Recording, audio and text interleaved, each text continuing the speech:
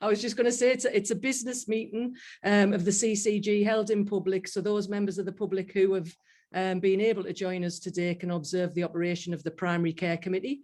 Because of current restrictions, we're holding the meeting on Zoom. The meeting will be recorded and it'll be available publicly.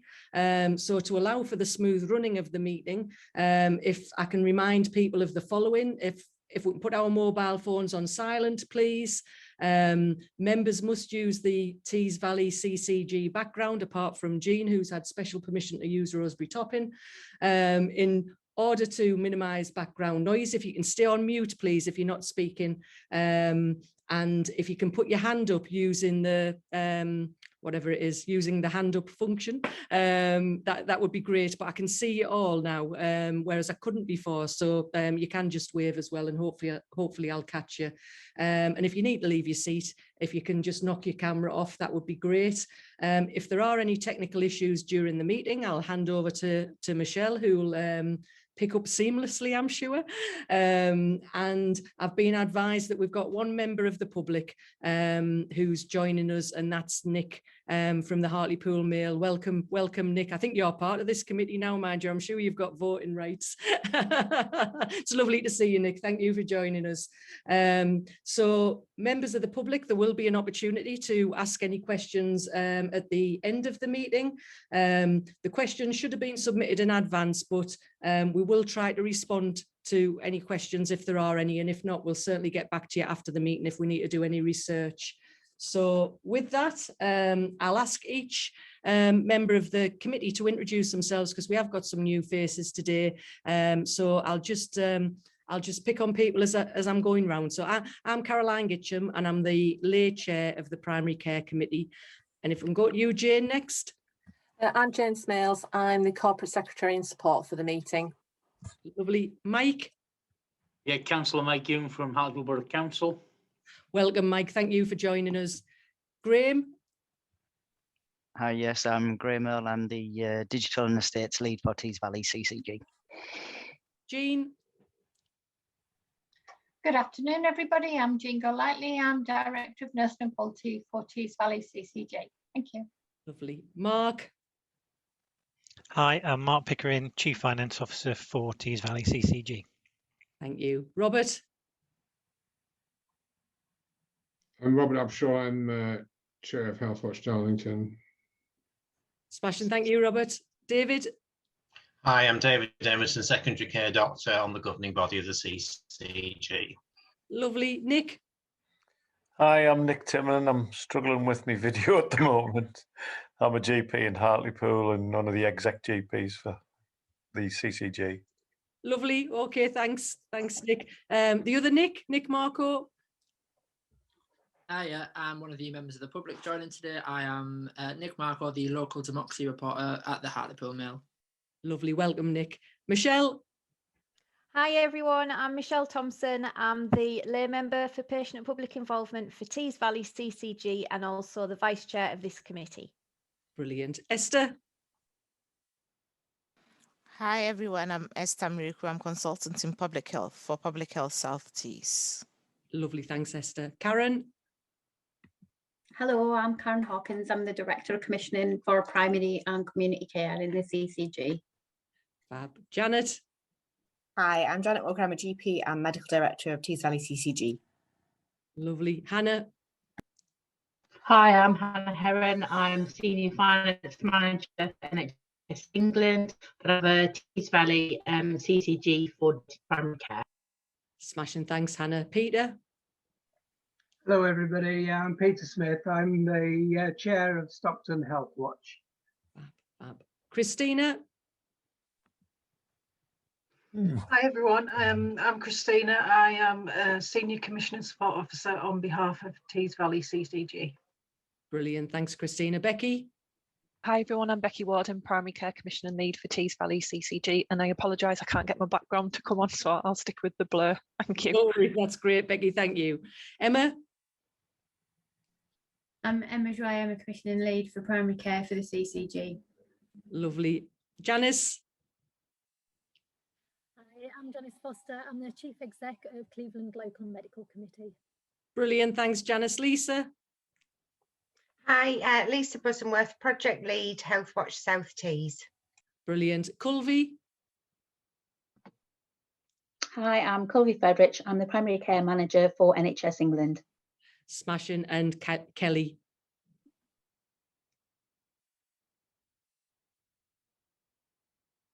Are you there, Kelly? Like a seance, isn't it? Is there anybody there? No, well, Kelly's also from NHS England as well.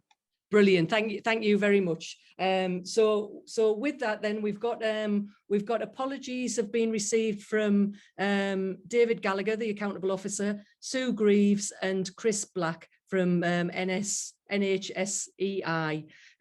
So Jane's confirmed that the meeting is quorate, so we're happy to proceed on that basis. Has anybody got any items of any other business that haven't been notified? No. Oh, did a hand pop up there, or was that by accident? Sorry, Carol, it was my hand. It's Janet Walker, and I was just flagging not an AOB, but just apologies when I did it from Vishali Nanda as well, please, if that's okay. Oh, brilliant. Thank you. Yeah, that's great, Janet. Thank you. So with that then, in terms of declarations of interest, we've got, obviously members have got the obligation to declare any matters of interest, any conflicts of interest that they might have. In terms of item 22, the primary care budgets, obviously GPs on the committee will have an interest in the related contract and budget values for primary care, although they're based on national agreements. So we don't need to take any action to manage that particular interest, and the information summarised in the paper is based on the national arrangements that have already been confirmed, so we don't have to take any decisions. So there's been no other declarations of interest notified, unless anybody has clocked any in the meantime. No, that's lovely.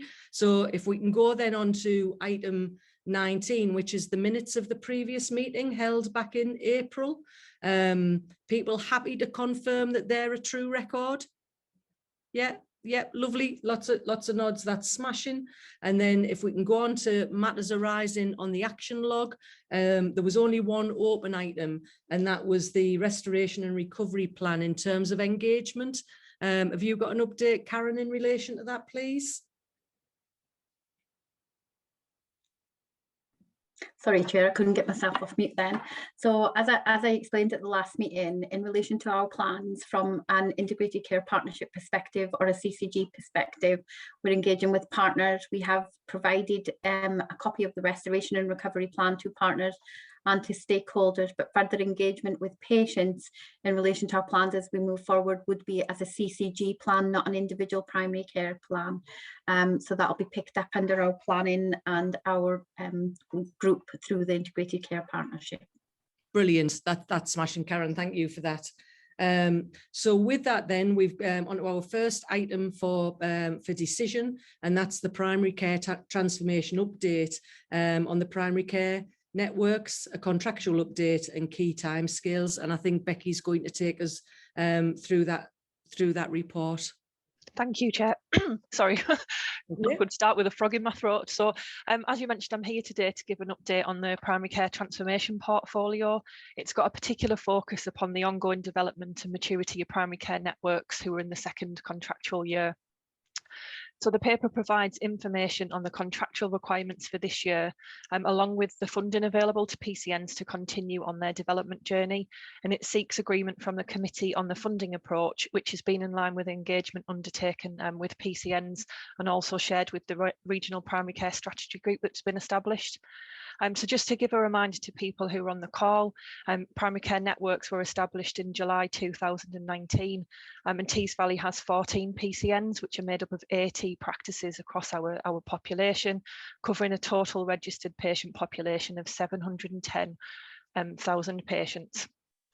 In terms of the key focus of our PCNs in recent months, that's obviously been on the delivery of the COVID vaccination programme, which I know I've provided updates about to this group regularly, so I don't think I will not be focusing on that today.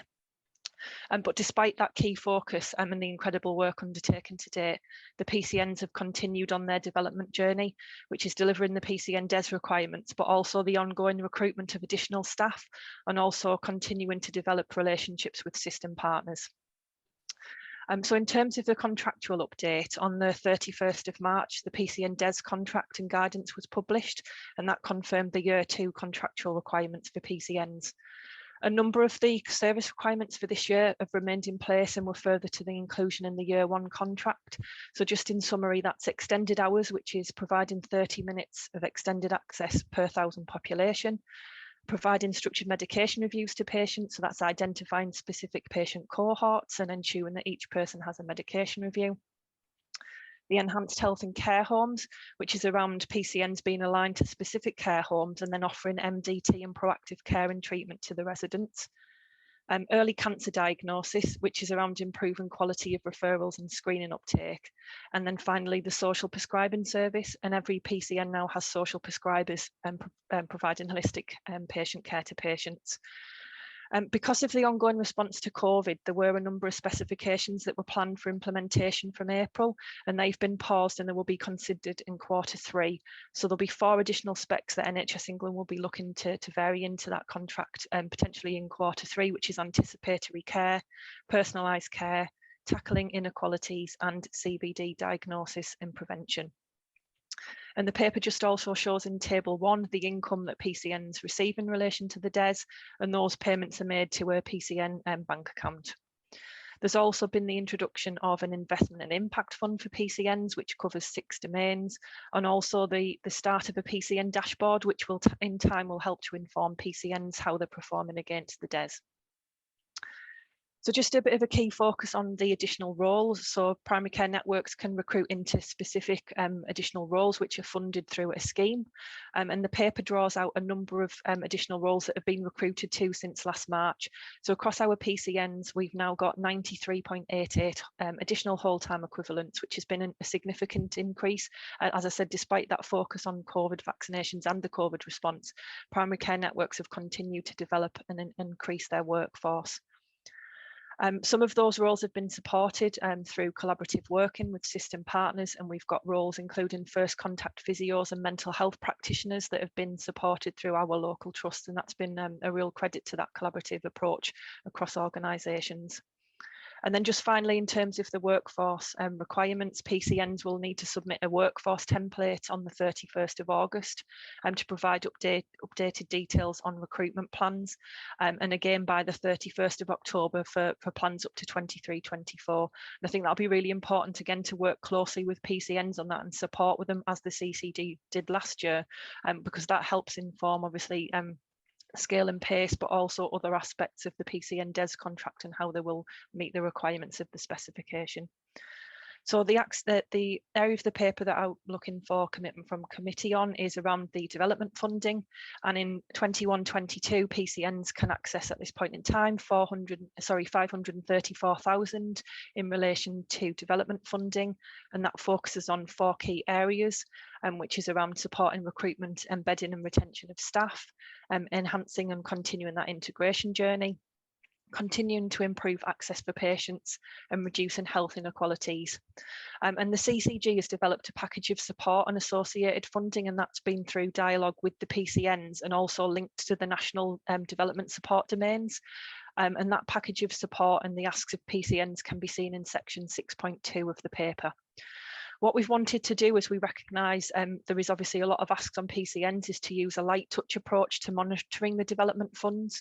And we've provided a memorandum of understanding which sets out the requirements for our PCNs. We meet with our PCNs on a quarterly basis, and through those meetings we'll be looking to discuss progress and also any risk to delivery to ensure the CCG can support PCNs on that journey.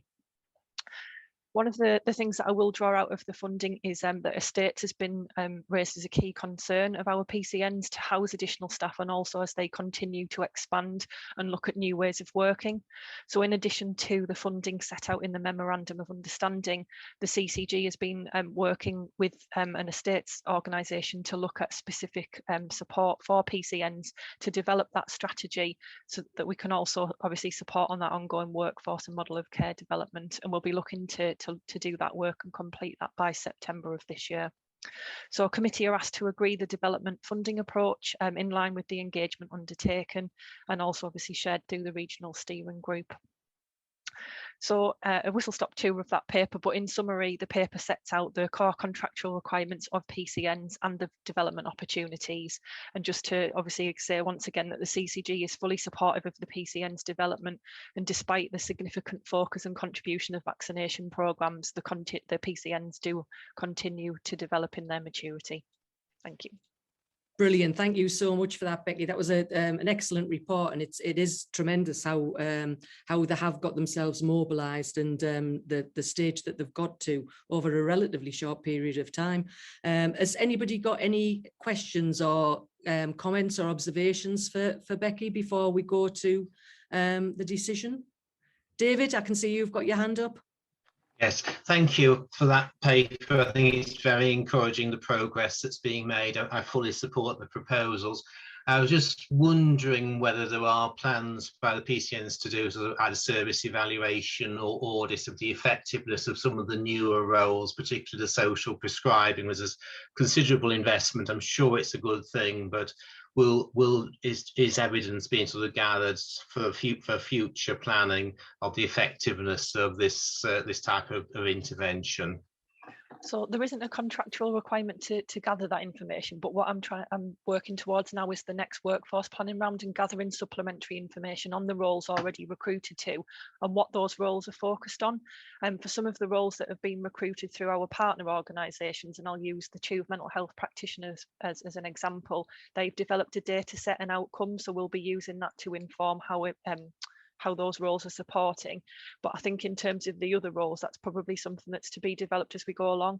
Things like the clinical pharmacists and the pharmacy technicians obviously supporting the delivery of the structured medication reviews, and that information is generated through the PCN dashboard.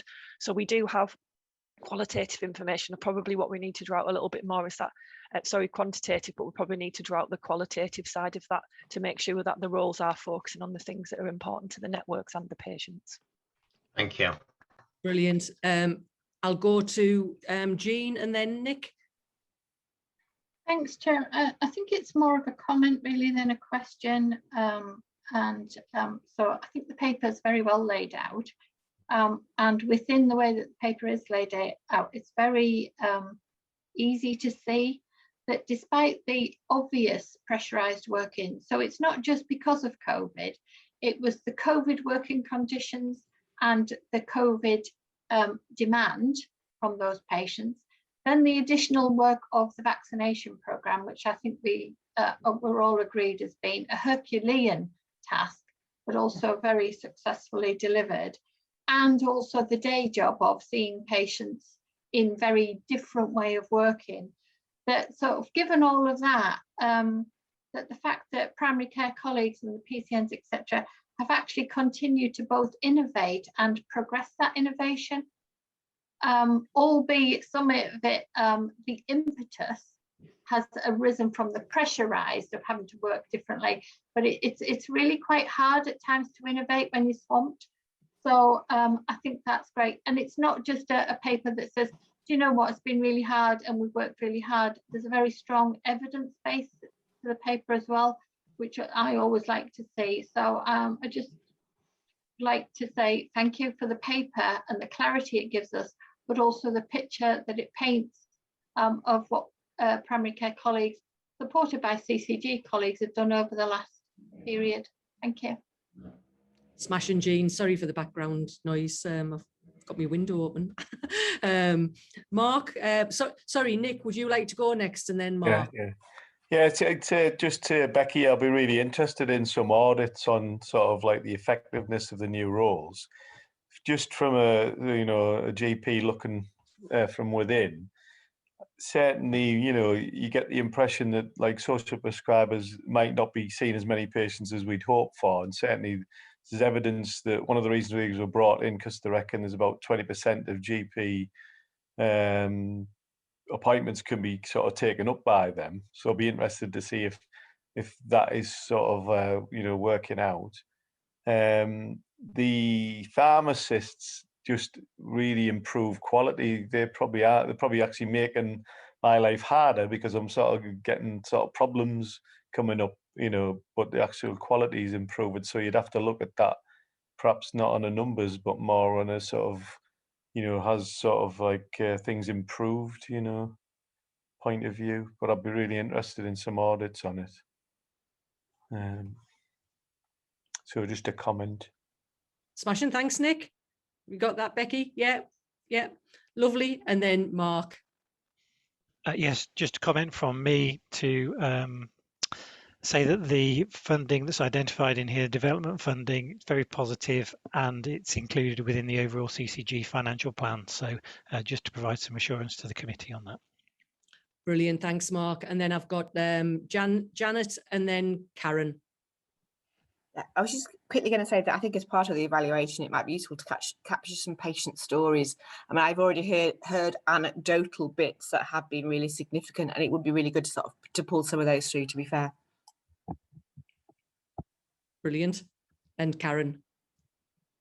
It was just to ensure that the committee is aware of that in terms of the expectations around audit and any requirements.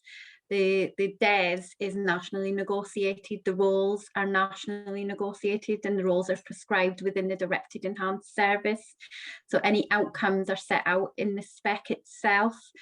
So we will have to work with PCN separately to produce anything beyond what is the national requirements, and they will have to agree to that.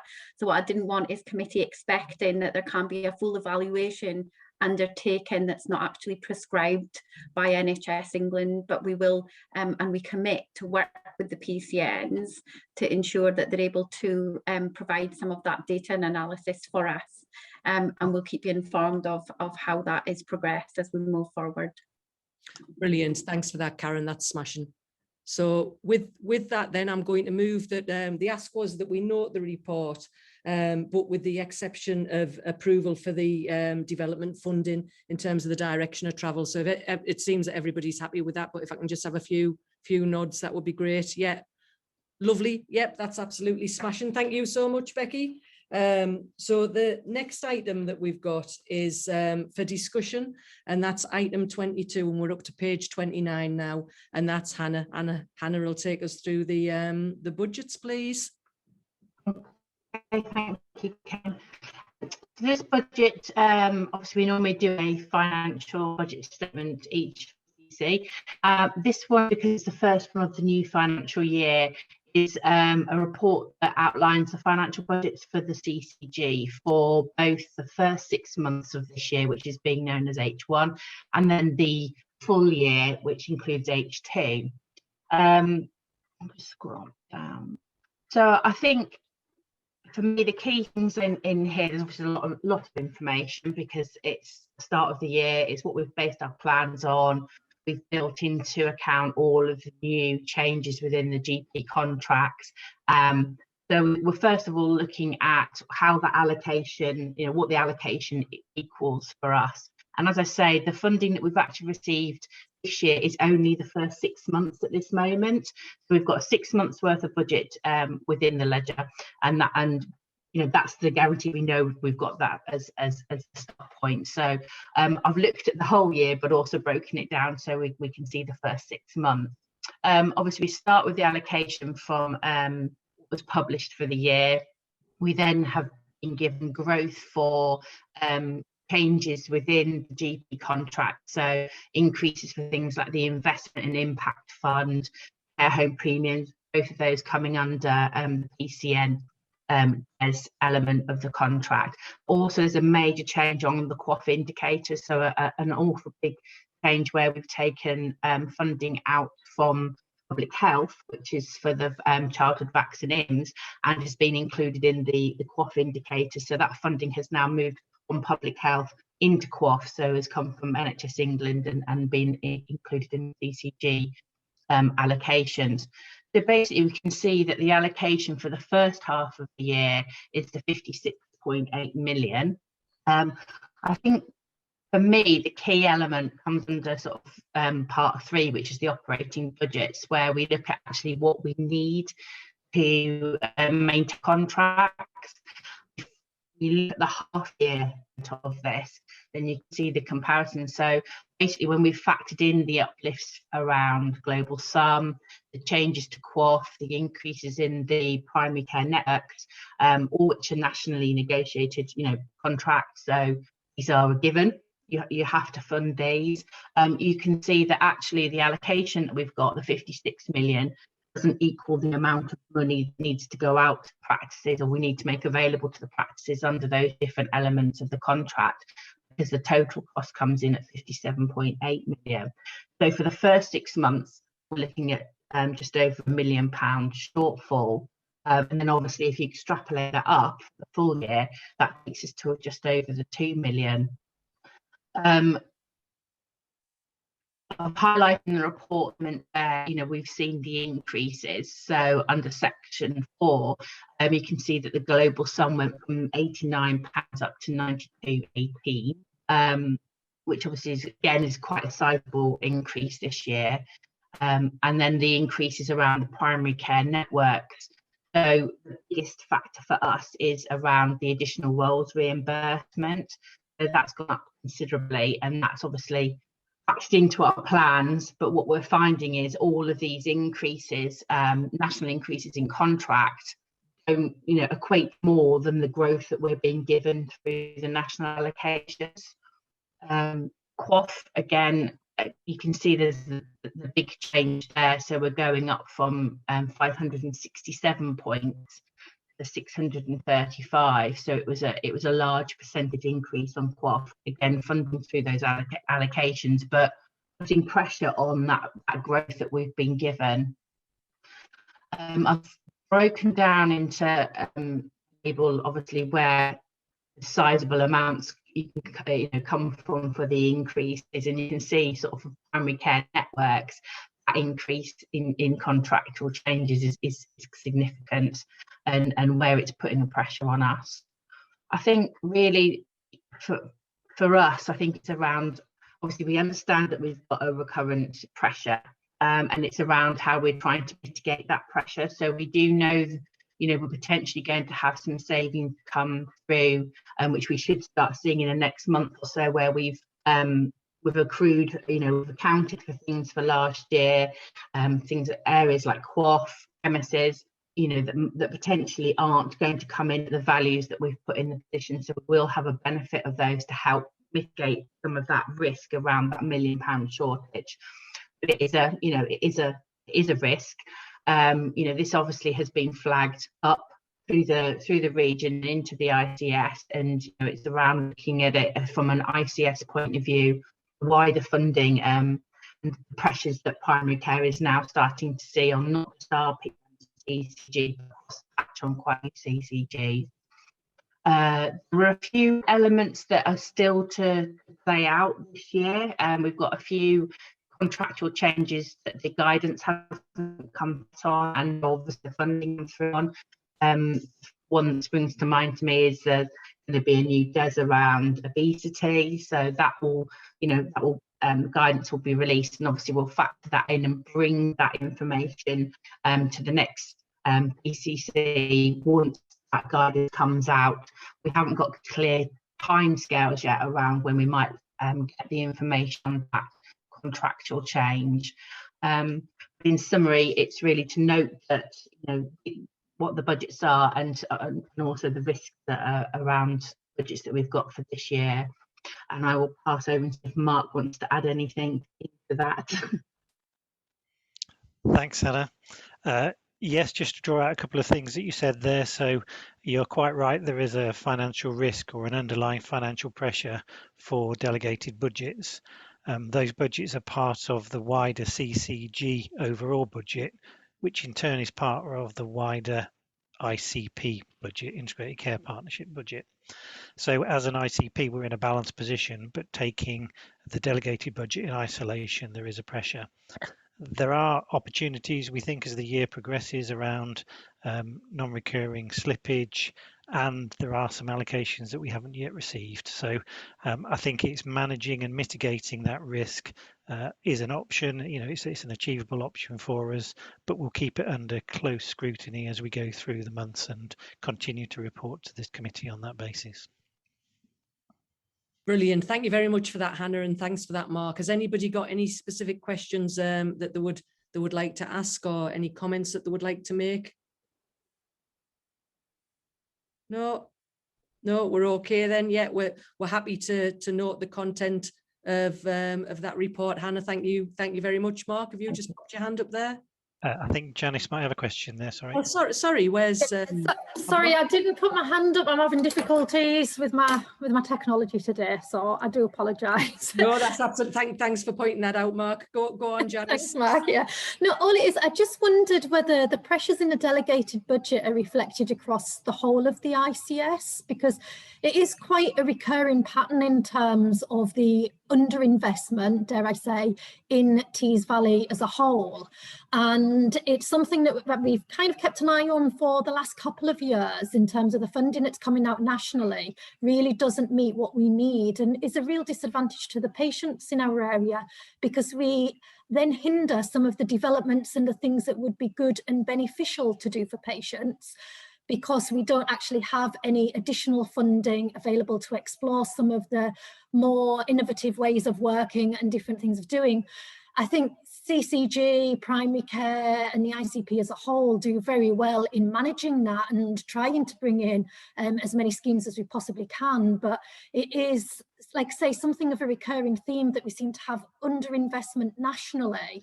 And I think we do need to be shouting about this at every opportunity, and I know we have in the past, in order to get this addressed. And I just wondered if it was reflected across the whole of the ICS or unique to our ICP. Can I come in and answer that one? Would you like me to answer that? Yep. So I'll bring Hannah in a minute, but from my perspective, there is a discrepancy in terms of the funding coming in versus what we believe is our fair share, if you like, in terms of the national calculation. The impact of it across the ICS isn't universal, so there are hotspots, of which we are one. Hannah will know a bit more of the detail of that, but in terms of our ICP, you'll see that although the delegated budget is under pressure, that's effectively supported from the wider CCG allocation. So that should provide some reassurance in terms of our local position, that primary care shouldn't feel that they're losing out in any way as a result of that. I think the pressure is almost being managed through the bigger CCG budget. But I'll just pass to Hannah to see if she's got anything more she wants to add to that. Yeah, I can just confirm, really, thanks, Mark, that yes, we do have, as Mark put it, hotspots. I think we have probably more CCGs that are finding this a recurring pressure now. So we're in a similar situation to us, where their allocation and growth isn't meeting the contractual increases that are being given each year through that we see. So I think definitely the tide has turned. You know, there's a couple of CCGs within the ICS that are okay, and you know, their growth is just about covering everything they need to, but the rest of us are basically in the same situation. And just one thing, I didn't answer the second part of your question, I think, Janet, which was around whether we're flagging that up nationally and shouting about it. The answer is yes, we are. We're flagging it to anybody that will listen, and Hannah does the same through her routes through NHS England as well. Brilliant. Thank you. Mike, did you pop your hand up? Have you got a question? Or It was linked to what Mark's just been saying, so he answered it brilliantly. Thank you. Oh, smashing. Thank you very much. So are we happy to note the contents of that report then? Yeah. Brilliant. Thank you very much. So the rest of the agenda is really items to note and any other business. So we haven't had any items of any other business. So now is the opportunity for Nick to ask us any questions. If you've got any questions, Nick. No, nothing from me. Thanks again for having me in and covering everything. It was all pretty clear and able to understand it. So thanks. No, thank you, Nick, for joining us. It's lovely to see you. And then in terms of matters for the risk register, I don't think there's any additional risks that have been identified as a result of these papers or discussions? No, everybody's happy with that. Okay.